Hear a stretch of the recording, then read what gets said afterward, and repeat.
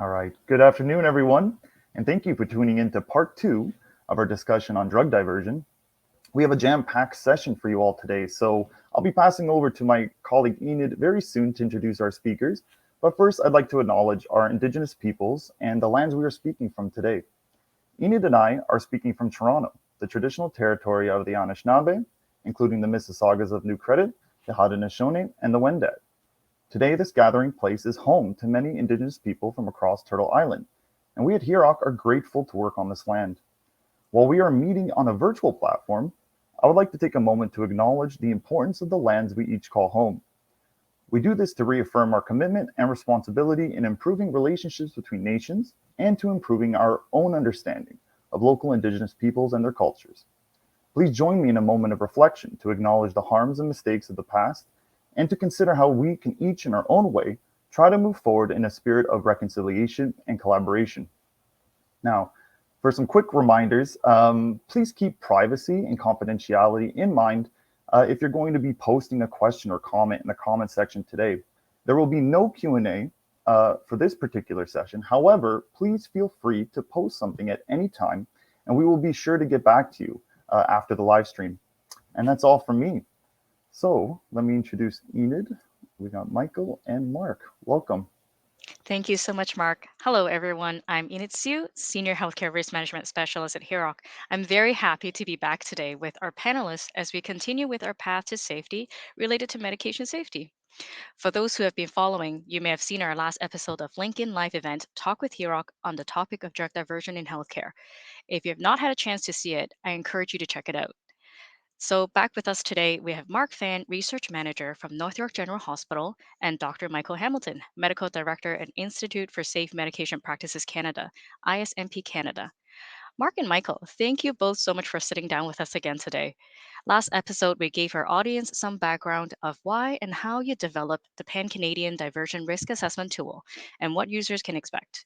We learned that a lot of the background material, the sciences, and the knowledge of the vulnerabilities to diversion does come from real life experiences and case related to diversion. So, Michael and Mark, today would be great to give our audience a look inside the tool and some of the specific items that it asks about.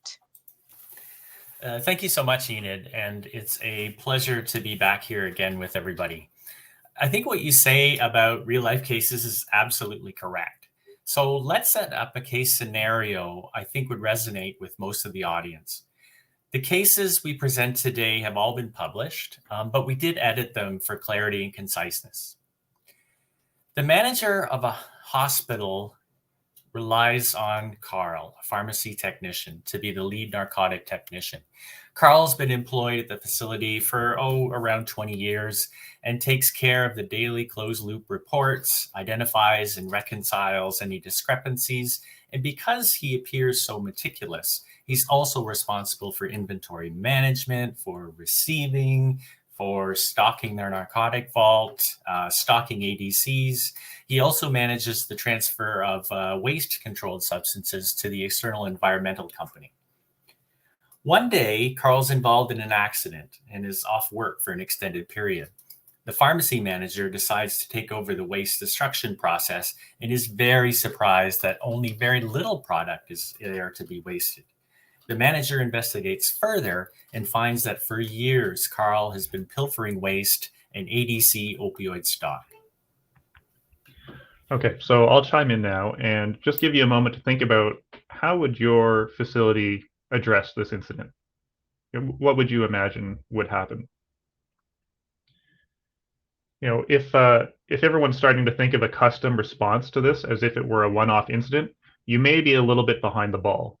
Ideally, we would have some sort of prepared plan in place to address these types of incidents. That would involve identifying which colleagues you want to bring in, who you need to report to. So that might be Health Canada or maybe the professional colleges. And you'd also want to have good data to review to try to understand what happened. And in order to have that good data, that's the data infrastructure piece that you really need to think of in advance. So you can't collect it later if you don't have it in place. You should also consider treatment resources for staff who may be struggling with substance use disorder. So how are you going to help this individual and what will you offer them?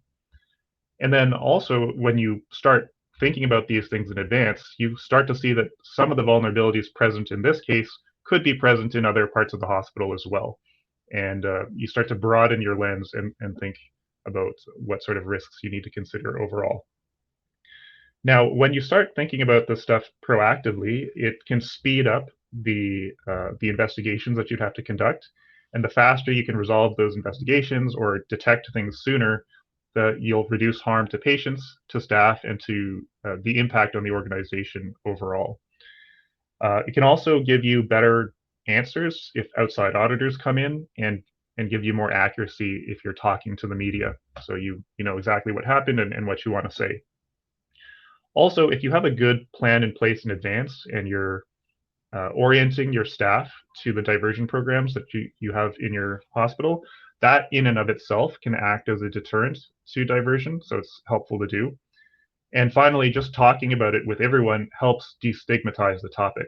So, we've made progress over time. We know that medical errors happen and we need to disclose, and we have quality improvement rounds and things of that nature.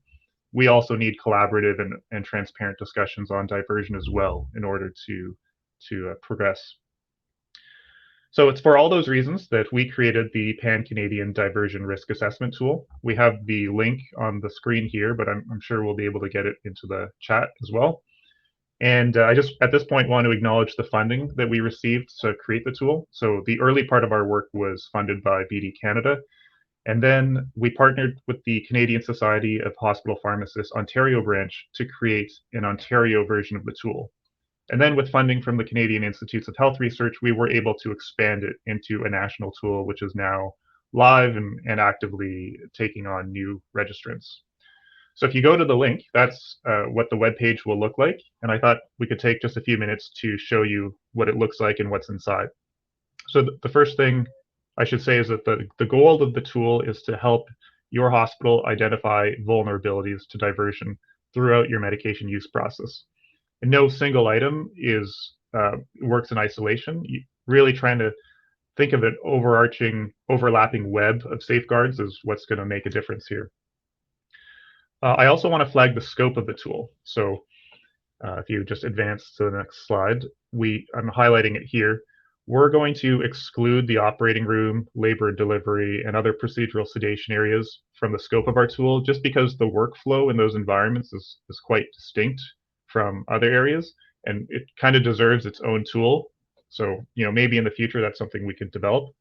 But this tool focuses on areas like the emergency department, critical care, inpatient pharmacy, places where there's a lot of controlled substance usage. So the first thing you'd want to do is to access the tool is to register. So you can see there's 2 links here, and those links will then take you to a page with the email address. So if you go to the next slide, yeah, that's where it is. And the reason we have you email to register is so that we can make sure that there's no duplicate responses from the same hospital. And we also need to make sure that it's an acute care facility. And also, if you're part of a hospital system, so there's multiple sites as part of your organization, we recommend each site to register separately, so because there could be differences between sites that you don't want to miss. Okay, so here what we have, we've highlighted the left-hand side menu. And we just don't want you to skip that. There's some really important information there. We have some instructions on how to use the tool, frequently asked questions, and very importantly, on the next slide, we've highlighted the reference guide. That's a standalone PDF document. We spent a lot of time on it, and it gives you more explanation of why we picked the sections that we're describing in the tool. And it also includes implementation considerations. So if you decide to change something, here are some things to consider. And so in some of the early adopters using the tool, some of them didn't necessarily see this guide, so I just wanted to specifically point it out. And they actually thought it might be useful to have that document open while you go through the tool. So it could be a companion document as you complete it. Okay, so now we've logged in, and this is what you would see. You'd first start a new assessment, and then the first screen you're going to see is the demographics questionnaire. The reason for that is we do offer some benchmarking functionality at the end of the tool. So when you complete the tool, you could compare your score against, let's say, other hospitals in the same province, hospitals with the same number of beds, etc. And of course, the benchmarking gets better the more people use the tool, because then you have a larger population to compare against. And then at the top here, you'll see that there's a number of tabs. So right now the demographics tab is what's active, but then the way the tool works is you just go tab by tab and you answer all the questions in each tab, and then you're done. So you'll see that those other tabs have Roman numerals, and that refers to what we call a key element. So key element 1, key element 2, and each one of those describes a specific topic. So we've laid that out on the next slide. And what you can see here is that across the top, key element 1 and 2, those are topics that deal with the whole hospital medication use process, and so they span from beginning to end, and that's why they're horizontal. Then the remaining key elements are broken out into 3 categories. So you have the first category is medications entering the hospital.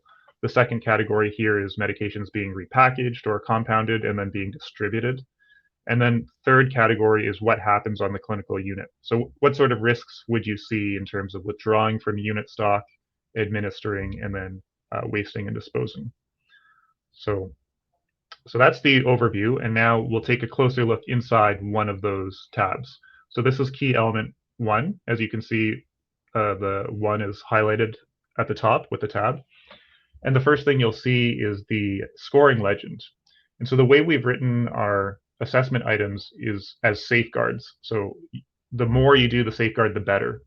So in these answer categories, you see there's never, rarely, sometimes, often, and always. If you always do one of those items, then we would suggest you're a little bit safer than you would be otherwise. Then below the scoring legend are the actual risk assessment items themselves, and those are grouped into sub-themes, which we call core characteristics. So here you can see that the core characteristic is screen and orient hospital staff working with controlled substances. And then we have a number of items underneath that, which are grouped under that bucket, so to speak, and that's what you would score through. So when you're benchmarking, for example, you can compare your scores on this specific core characteristic to other people. Okay, so let's keep going here. Oh, okay, so yeah, I'm actually going to hand it over to Mike at this point, but there is one more thing I wanted to say about the risk assessment items, which was that when we were watching some of the early adopters go through the tool, it's important to stress that you might want an interprofessional team to look at those risk assessment items. So if you don't have someone on the front line, for example, you could easily have a group that says, oh yeah, we definitely do this all the time. But if someone from the front line were present, they might actually push back a little bit. And so that's an important thing to consider. Okay, so I'll hand it over to Mike now. Thanks, Mark. And as you can see on the slide, the safeguards we developed were based on a scoping review of the literature we performed in 2019. And what we found was diversion happens by 2 main dynamics. So there are 2 main dynamics that enable diversion. One is failing to maintain the physical security of controlled substances. And some examples of these are things like propping open doors to medication rooms, failing to log out of automated dispensing cabinets, certainly leaving controlled substances unsecured and unsupervised. And the second main dynamic is the falsification of clinical or inventory documentation. And these may be things like intentionally miscounting the drug amounts ordered or the drug amounts wasted, or artificially increasing patients' pain scores, or some things such as forging signatures on documents verifying counts. And out of these 2 main dynamics arise 5 principles of diversion risk mitigation. And the first is certainly maximizing the physical security of controlled substances. So they should be secured at all times until needed. But once you do need the controlled substance, you want to minimize the access to these unsecured controlled substances. So provide the lowest appropriate quantity or dose of controlled substance available for use. Make sure it's handled by as few people as possible, and make sure it's used and wasted in the shortest amount of time. And you also need to strive for data accuracy and completeness. Ensure that records of controlled substances reliably capture as many relevant attributes as possible. Make sure they reflect the correct quantities that are involved, and make sure they're verified by second source if at all possible.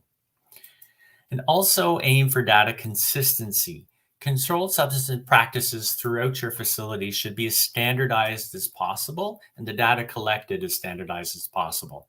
So this establishes clear baseline patterns of use, and this makes abnormalities in documentation or use stand out. This makes outliers stand out. And what good is data if no one looks at it or acts on it? And so you do need that element of data monitoring. You need oversight, accountability, and review. Thank you so much, Mark and Mike. There's a lot of good information that you provided about the principles and the framework upon which these risk items are organized. Can you give us some examples of how these principles and risk items come into play in cases of diversion? Sure. So I think we can head back to the Carl case study here, and it's important to note that the vulnerabilities in this case, they can persist for a long time. So that fifth principle that Mike mentioned around data monitoring, if no one actually goes in and checks, the diversion can be happening for years. And so we've seen some reports where institutions have lost over 16,000 opioid tablets to diversion. So these principles are important, and the Carl case study is a classic one to mention because it highlights the dichotomy between efficiency and security. So on one hand, it's great to have someone like this superstar pharmacy technician. You can just trust them. They know where everything is. They can resolve the discrepancies, and you don't have to deal with communication handoffs between different people. So it's very efficient. But then you run into what we call a single controller problem, where one person has complete control over the documentation and the physical inventory, and they can manipulate both, and no one else really has any visibility into that. So that's a classic challenge that we wanted to highlight here. So let's go to the next slide, and we can just think through the 5 principles for this case. And the first 2, maximize physical security and minimize access, those really relate to physically accessing the medications. And you can see that we could have had the best physical security measures possible in this case study, and it wouldn't have made a difference. And that's because Carl is fully authorized to have access to all these medications. It's really more of an organizational issue in that we've set up only one person to be able to access it. And then I'm just going to quickly jump to principle 4 as well in terms of data consistency. Because Carl is a single controller and he can control what the data looks like over time, there would be no big spike in usage or no like sudden decrease. So the patterns would look very consistent over time as well, and it would be difficult to detect diversion from a consistency standpoint. So for this case study, we think principle number 3 and principle number 5, which are somewhat related, are the important ones here. In terms of data accuracy, we really need some sort of independent verification of the transactions that are happening over time. And then, of course, we need someone to actually take a look at that data to notice if those discrepancies start to emerge. So just as a sample, we thought we'd pick out a few risk assessment items from the tool to show how this might show up. I think this one is quite commonly implemented in most hospitals, but it's a great example of breaking up the single controller problem. So here we're saying that the persons authorized to order controlled substances are different from those receiving. And as you can see, by breaking those 2 functions apart to different people, we can avoid the single controller problem in this case. Here is another risk item where we are talking about the data accuracy component. So if you have inventory counts being conducted by 2 authorized healthcare staff and they're both signing off, that at least offers an extra measure of accuracy to the data.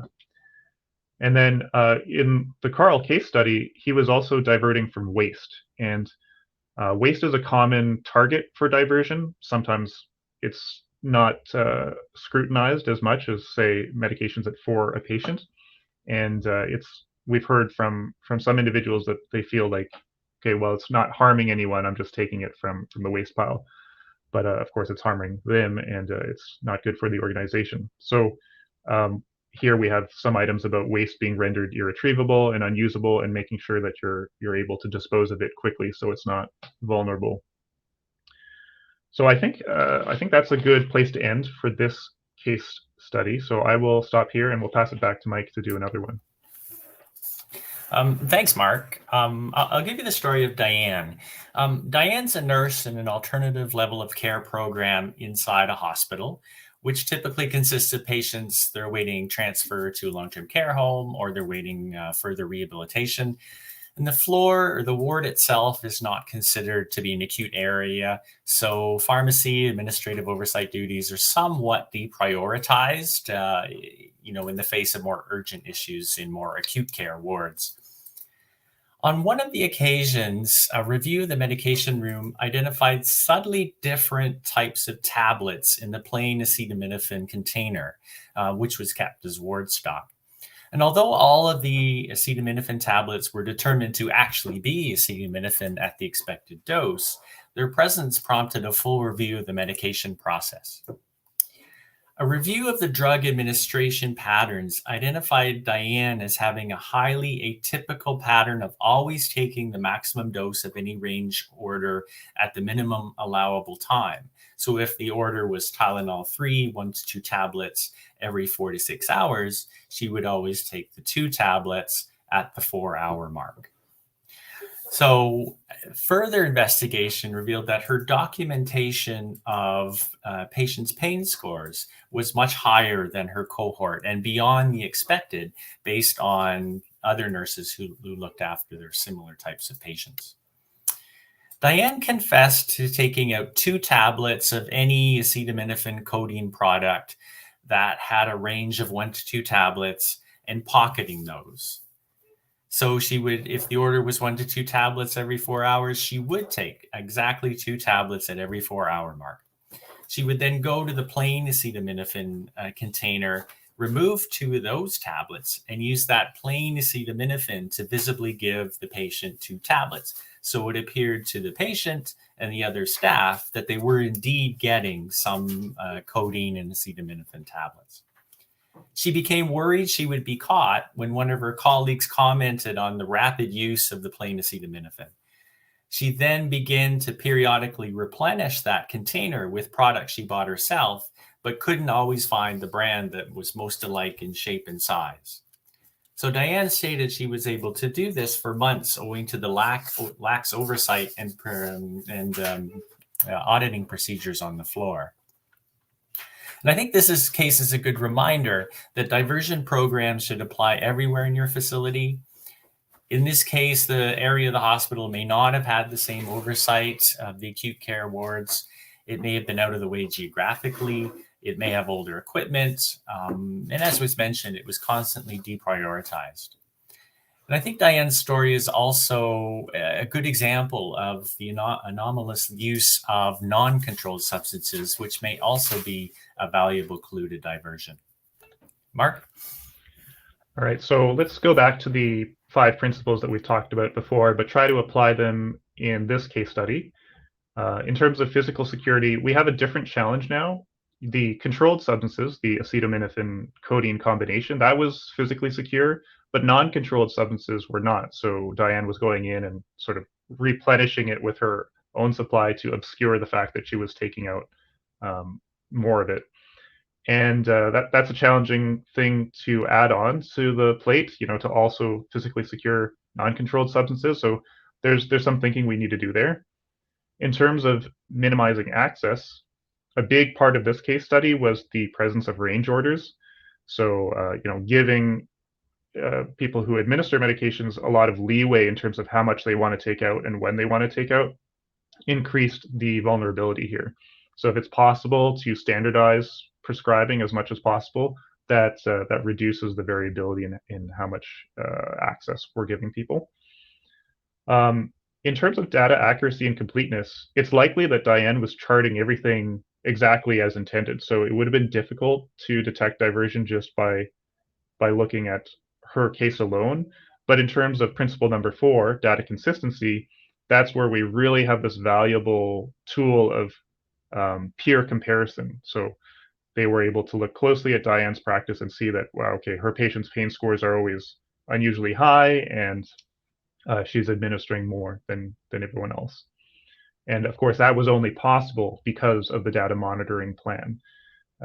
Or, you know, even if it was triggered and it wasn't like a regular thing, that's what gave some conclusive evidence in this case. So in terms of the risk assessment items that we thought might, you know, shed some light on this, we like to highlight this one. A lot of times when these data reviews happen, it's someone off the side of their desk just when something pops up and they need to go into the data and look. But we think that there should be an interprofessional committee with assigned responsibility. You know, you should be given time to do this as a team, and if this team is able to meet regularly, then they can make it a habit and detect things sooner. And then, yeah, these next items, we have provided some suggestions of what kind of data that team would actually look at. So, for example, item 16 here. If you have an automated dispensing cabinet, because it makes things a lot easier, you could just review the amount of medication retrieved from unit stock. I recall at one of our planning meetings building the tool that one of the hospitals only had a paper-based system, and so it would have been extremely hard for them to do this. It would be all manual review. And it's something to consider. Item 17 here is also about administration records. So if you have an EMR, again, it's easier to trend that. And then we've highlighted in the red box here that you have to be careful when you're doing peer comparisons. So, you know, different units, they have different practices. So it's always important to check in with the managers on those staff to see if it actually is unusual administration behavior, or if it's actually quite normal for the patient population. And you also need to be careful about comparisons between staff. So, for example, part-time staff, they may not withdraw as much medication as full-time staff overall, but if you look at per hour, perhaps it's higher. So there is some nuance when you do these comparisons, and we've tried to flag that here. I think there might be one more slide, is there? Or no, I guess we're finished. So I'll pass it back to you, Enid. Yeah, thank you so much, Mark and Mike, for this very dynamic conversation. And really, these case studies are so impactful in putting things in perspective and how the tool can be applied. So, if any of you, our viewers, have questions after this live session, please feel free to leave your comments below, and we'll reach out to you. And thank you, everyone, for listening today. Yeah, thanks, Enid. Yeah, just as you said, you know, to close out, thank you so much again, Mike and Mark, our amazing speakers, for this great talk. You know, if everyone's interested in watching more Talk with HIROC LinkedIn Live sessions, we have an entire library for you of past episodes that you could choose from in the video tab of our LinkedIn page. For more information about our upcoming shows, however, please keep your eyes on our social pages and our website for when we post about them. Thank you all again for watching, and until next time, take care.